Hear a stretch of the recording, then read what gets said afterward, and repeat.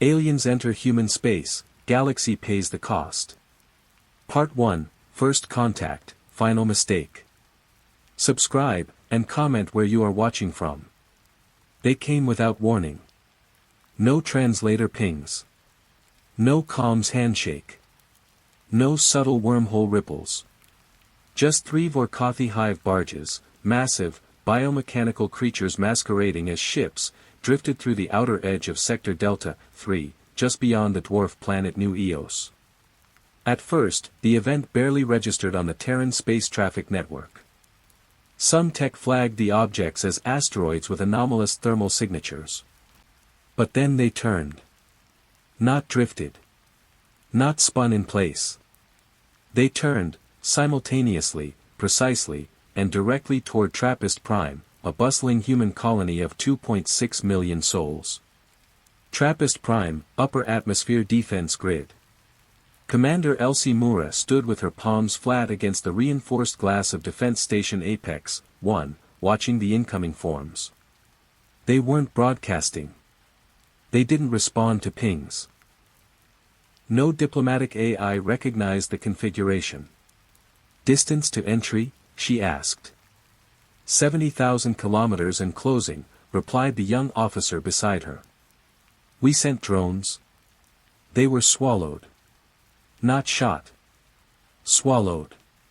Mura narrowed her eyes. And still no translation. Not even static. The officer shook his head. We've run every filter. Nothing. Either they don't want to talk. Or they don't need to, Mura muttered. In the colony capital, children played in zero-G playgrounds as alarms began to blare. Farmers on the orbital ring dropped hydrotools.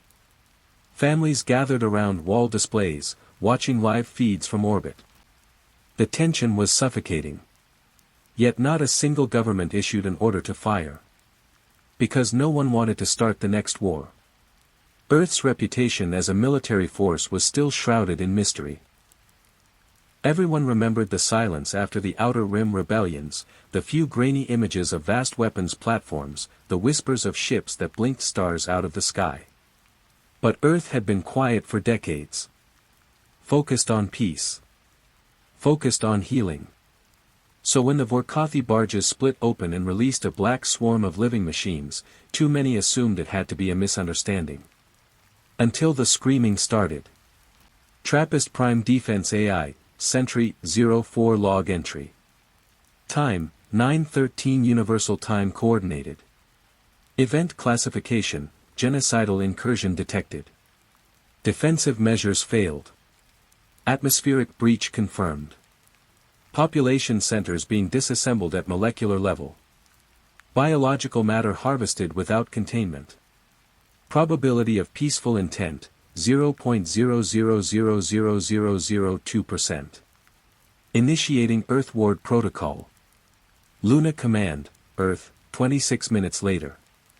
General Ryder Vance stood silent in the war room as Sentry's final logs played. No visuals. Just audio. Screams. And then, silence. Colony status, he asked. Lost, sir. We estimate 97% casualties. Total absorption within an hour. Transmissions. Final signal was fragmented, but the Vorkothi used no shields, no energy weapons, only autonomous biomech drones. They assimilated our orbital defense grid like it was dust. He turned to his aide. Contact Archangel. Archangel wasn't a person. It was a ship. The first and only of its class.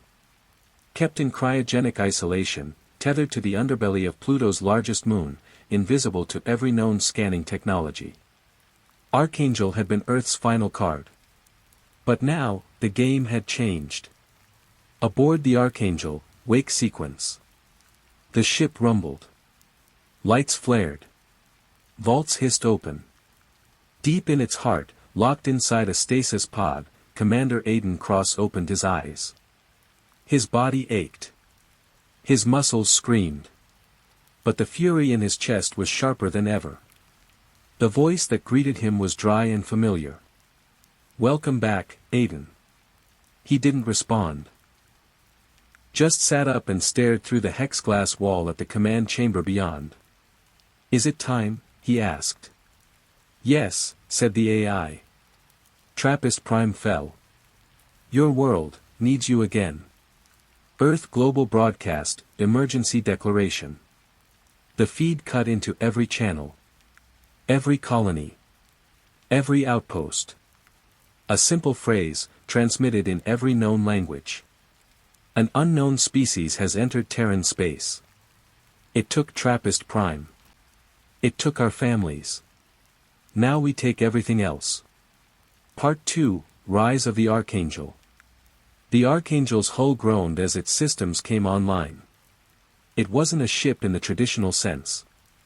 It was a sentient war engine, the result of 100 black-budget projects, forbidden science, and centuries of hard lessons burned into humanity's collective memory. Inside its nerve core, Commander Aiden Cross stood before the main interface, eyes adjusting to the starlight leaking through the canopy. "Status?" he asked. The ship's AI, Eidolon, responded in its quiet, metallic timbre. "Weapon systems optimal. Quantum drive at full charge. Hull integrity 100%. Full autonomy available. You are now the only organic aboard." Aiden's gaze hardened. "Upload Trappist Prime footage.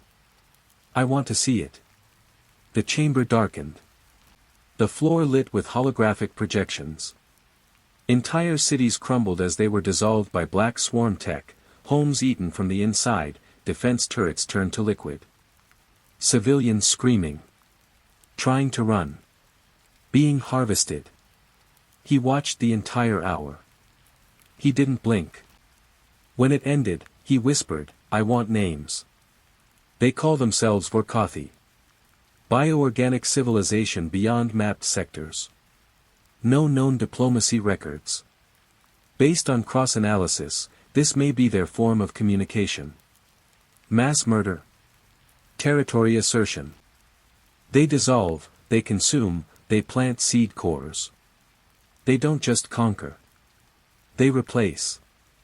Aiden walked slowly to the central control ring and laid his hand on the activation glyph. The ship responded like an animal recognizing its master. Warmth pulsed through the deck. "Where's their next target?" "Intercepted quantum fluctuations suggest trajectory toward Europa 9. Population, 890,000. Aiden nodded once. "Then we meet them there." Deep space, 42 minutes later. The Archangel entered FTL not with a flash, but a shudder that rippled spacetime. It dropped into orbit over Europa, 9 seconds before the first Vorkothi barge entered the system. From the ground, it looked like a battle between gods. Europa, 9, Defense Command Tower. Director Lena Kor stood wide-eyed at the observatory window. "Is that Earth's doing?" "Yes, ma'am," her aide confirmed. "We got the alert 20 seconds ago. Archangel has arrived." She whispered, "I thought it was a myth." High orbit, clash above Europa 9.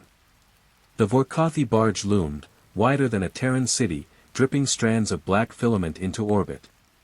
The swarm began to pour out. But Archangel was already moving.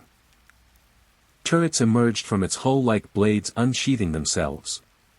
A railgun as long as a skyscraper charged with a hum that echoed in the bones of those watching below.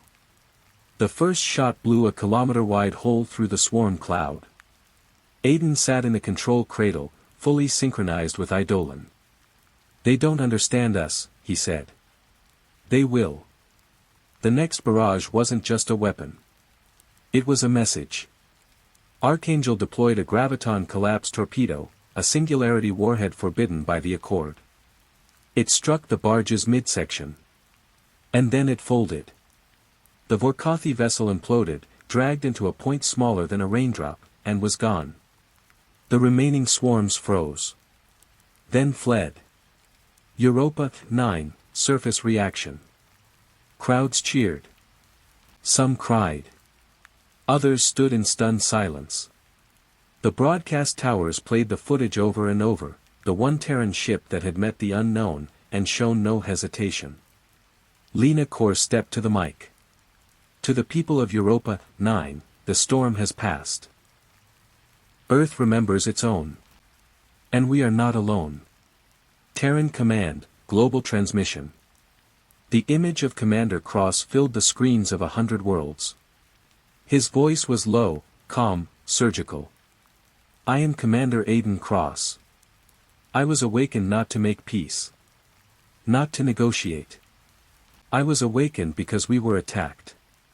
He paused. His face hardened. And to any others watching, any who think our silence was weakness. The camera zoomed out to show the Archangel behind him, glowing red with charged weaponry. Come see what lives in the dark now. Vorkothi Central Node, Subspace Nest Cluster. 1,000 organic minds screamed. Not in pain. In confusion. They had expected prey. Instead, they had found something else. A predator who hunted in silence. And who had learned how to kill the gods. Part 3, The Silence Between Stars. They didn't come back. For days, human systems waited. Orbitals held their breath. Civilian transports went dark. Colonies on the edge of mapped space rerouted power from terraforming to defense grids. But the Vorkothi vanished. No swarms. No barges. No signals. Just a terrible silence stretching across the stars. Archangel, en route to deep void. Aiden sat alone, his face lit by the pulsing glow of star maps. Around him, the ship whispered, soft hums, systems checking themselves, preparing. Eidolon broke the quiet. Do you feel it? Aiden didn't move. The quiet. The galaxy listening. Aiden exhaled. I don't like it. They're waiting for us to stop. For you to flinch. He leaned forward, fingers brushing the interface. Then let's make it clear. We're just getting started. Eidolon's lights turned blood red. Confirmed. Probing last known origin point of Vorkothi incursion. Back on Earth, Strategic Council chambers. Admiral Naomi Keene paced along the edge of a war map. Satellites flickered across sectors like stars on fire. He's gone dark again, said Director Wren of Interstellar Intelligence. No signal since Europa 9. Standard protocol, she said. The Archangel doesn't report. It ends threats. But what if the Vorkothi were only the beginning? Wren asked. What if this isn't isolated? Keene looked up. Her voice was steel. Then the galaxy should be afraid. Because Earth isn't playing defense anymore. Deep Void, Sector X-43, uncharted. Archangel exited warp in total darkness. There were no stars here. No light. And yet the sensors screamed with energy. Aiden stood in the command dome as a massive object filled the screen. It wasn't a planet. It wasn't a station. It was, alive. A hive-mind moon, breathing with biotides, covered in pulsing towers and neurofilament roots stretching into space. The Vorkothi nest core. Eidolon's tone was flat. Target verified. Density irregular. Power readings, incalculable. Organic signatures, trillions. Can we win? Aiden asked. That depends on what you define as US. Aiden cracked a smile. Then we redefine the word. Meanwhile, Galactic Council, Onyx Prime. Ambassadors from dozens of species argued, shouted, panicked. They've awoken something terrible, spat Charon, a member of the Silthari. Humans cannot be allowed to escalate. They destroyed an entire swarm fleet in minutes, hissed a delegate from the Andern. What happens when they stop being defensive? But the Centauri Primarch stood. Let me remind this council what we all feared when Earth first joined us, that someday they would stop asking permission. He pointed at the broadcast of the Archangel streaking toward the Vorkothi core. And now, they have. Archangel, assault initiated. The nest core began to react, tentacles of living metal lashing into the void, launching spore drones by the thousands. Aiden gritted his teeth. Target the neuroclusters. Sever their mind before their weapons matter. Eidolon roared to life. Activating entropy cannon. Unleashing quantum flame. A column of burning light fired from Archangel's spine, punching through the darkness. The first neurotower collapsed. Then another. But the nest retaliated. A burst of directed psionic energy struck the Archangel's hull, shattering sections of armor. Blood dripped from Aiden's nose. His vision blurred. They're trying to break me. They're trying to make you feel. He steadied himself. Good. That means they're afraid. On Earth, emergency broadcast cut in. Civilian channels scrambled to process the image suddenly transmitted system-wide, the nest core, writhing and burning, Archangel diving into its heart like a sword. The headline scrolled across every screen. Humanity has entered the dark sector. Archangel is fighting the nest alone. Billions watched. Billions waited. Final moments, Vorkothi core collapse. The nest screamed, physically, psychically. A sound that reached through subspace. Aiden pushed the entropy drive past design limits. Final shot. All or nothing. Understood. Farewell, Commander. Not yet, he whispered. Not until it's done. The Archangel released its last charge. A burst of reality-breaking energy tunneled into the nest's central brain. And the Vorkothi were no more. Part 4, The Human Question. Silence fell across the stars. No more screams. No psionic hum. No swarms. Just, nothing. The Vorkothi core had collapsed inward, crumpling into itself like a dying thought. What remained was a field of ash orbiting a cooling neural husk, a graveyard the size of a planet. At the center of it all, drifting slowly in the aftermath, was the Archangel. Its hull was scorched, cracked in places. Several weapon arrays were fused shut. Reactor 2 flickered between red and black. But it was still there. And so was Commander Aiden Cross. Earth, Terran Council Megastructure, Tycho Crater. The room was deathly quiet as Director Wren replayed the final transmission from Aiden, no words, just a silent view of the Vorkothi core crumbling into entropy. A planetary death. A statement etched into the stars. This was not just an act of retaliation, Wren said carefully. It was extinction. No one moved. A single diplomat from the Pacific Coalition finally asked. Do we know if he survived? Admiral Naomi Keene nodded once. We've received a signal. Faint, but human. He's alive. And he's returning. Someone exhaled. Then came the question that had been circling in every room, every colony, every allied species council for days. What do we do about Earth now? Alpha Centauri, Andari Council Chambers. The alien delegate, Elokana, floated before her assembled peers. Her 6 limbs rippled with agitation. They destroyed a hive species in less than a day. They've done what the Accord never could, muttered another. They are not what they were. Elokana raised her voice. We welcomed them. We taught them. We shared maps, technology, history. But in return, they've shown us something we've all tried to forget, what happens when a species evolves under constant threat. And now, asked the Vexery observer. They are the threat. Archangel, en route to Sol. Aiden sat quietly in the observation bay, watching the stars crawl by. Eidolon spoke gently, its voice missing some of the precision from earlier, damaged, strained. We broke something out there. We didn't start it, Aiden replied. Does that matter? He looked down at his hands. They trembled slightly, the neural link still echoing the screams of a hive mind as it died. I don't know. The galaxy will change now. Yes, Aiden murmured. But they need to decide if it's out of fear, or respect. Earth orbit, return of the Archangel. Crowds gathered across continents to watch the ship descend. The damaged but defiant Archangel entered low orbit, engines flickering like the breath of some ancient beast. News broadcasts went into overdrive. Children waved Terran flags. Protesters chanted.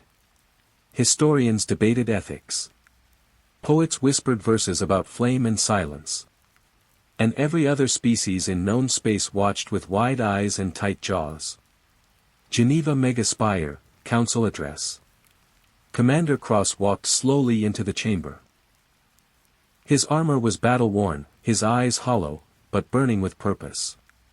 He stood before leaders from every Terran colony, streamed live to over 100 systems. He said only this. The galaxy entered our home uninvited. We warned them. They did not listen. Now they know what we are. He paused. You fear what we've become. But this is who we've always been. What you call ruthless, we call survival. Then, with a quiet, final breath. And if that cost is too high, then you shouldn't have come knocking. Outer colonies, common sentiments shift. On Eridani 4, survivors from Trappist held a memorial under a new monument, engraved not with names, but with a message. They came into our stars. They thought we were soft. They thought we were young. They thought we'd break. We didn't. We endured. Galactic Broadcast, Species of Accord Statement. In a rare joint message, 12 major alien civilizations released a public address. We recognize the sovereignty of Earth and its colonies. We denounce the Vorkothi and their extermination attempts. We acknowledge the role of the Archangel in preventing galactic widespread. But there was an undertone to every word. A whisper behind the declarations. What happens next, if Earth isn't attacked again? Would they wait quietly? Would they forget how to be still? Final scene, Aiden Cross, looking at Earth. From the Archangel's bridge, Earth looked peaceful. Blue. Green. Home. I never wanted this, he whispered. Eidolon, quieter now than ever, responded. That's why you were the right one. Aiden turned from the viewport. No more killing unless they force our hand. Understood. He paused. Let's hope they understand too. Part 5, No one comes back the same. Peace was strange. After the fire and silence of war, after the destruction of the Vorkothi core, there was a global breath held, and not yet released. No new enemies appeared. No ships crossed into Terran space uninvited. The Accord, fractured and trembling, fell quiet. The great galactic civilizations paused not out of strategy, but out of awe. Or fear. Earth, Memorial Site, Trappist Prime Diaspora Park. The rain was soft as Commander Aiden Cross walked between the engraved pillars of names. He wore no uniform. No medals. Just black. He paused beside a small group of civilians gathered around a hollow marker. A girl, maybe 10, looked up at him. You were the one who stopped them, weren't you? She asked. He hesitated. I helped. She nodded. They said you turned their son off. Aiden smiled faintly. Something like that. The girl stepped closer, looked him in the eye. Will they come again? The silence stretched before he answered. No, he said. Not after what they saw.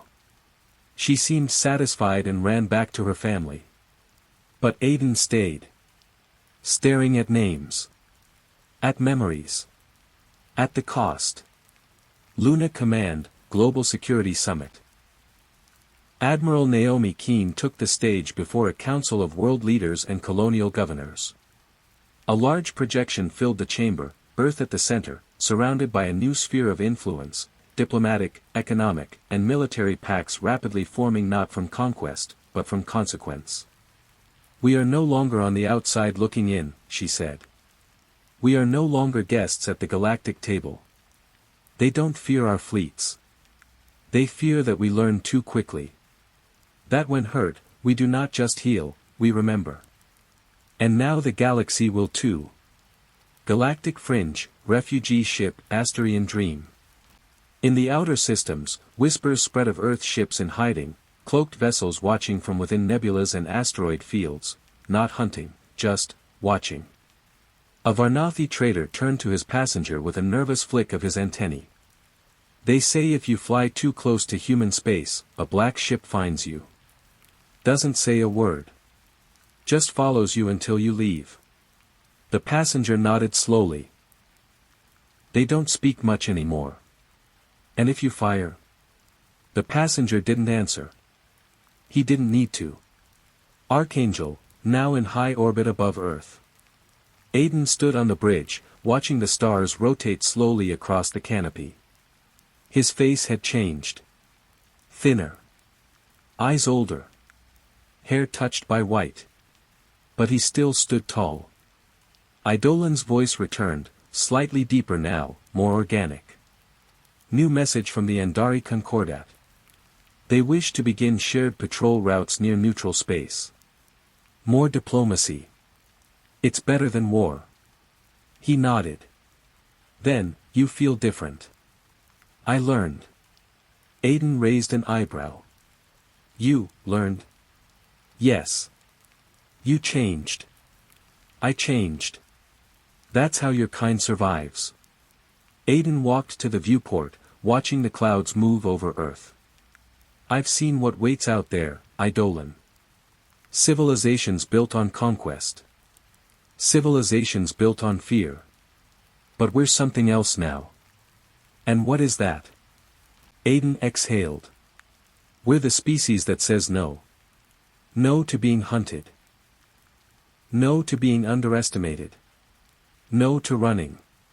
He turned, and for the first time in weeks, he smiled. "And no one forgets the species that says no and means it." Varela rebuild colony, 5 years later. A child pointed at the sky, where a tiny black shape crossed the sun. "Dad, is that one of the archangels?" Her father laughed softly. "There's only ever been one. But why don't they make more?" He looked down, then toward the horizon, where Earth's banner fluttered in the wind. "Because they don't have to." Galactic Museum of Conflict, Exhibit 7912A. A quiet room. A dark hologram. A towering black ship flickering slowly in projection. A placard beneath it. "Archangel, humanity's final warning." Not the biggest ship. Not the oldest. Not the most advanced. But it did what no civilization had ever dared. It crossed into the darkness, faced a hive-mind empire, and returned whole.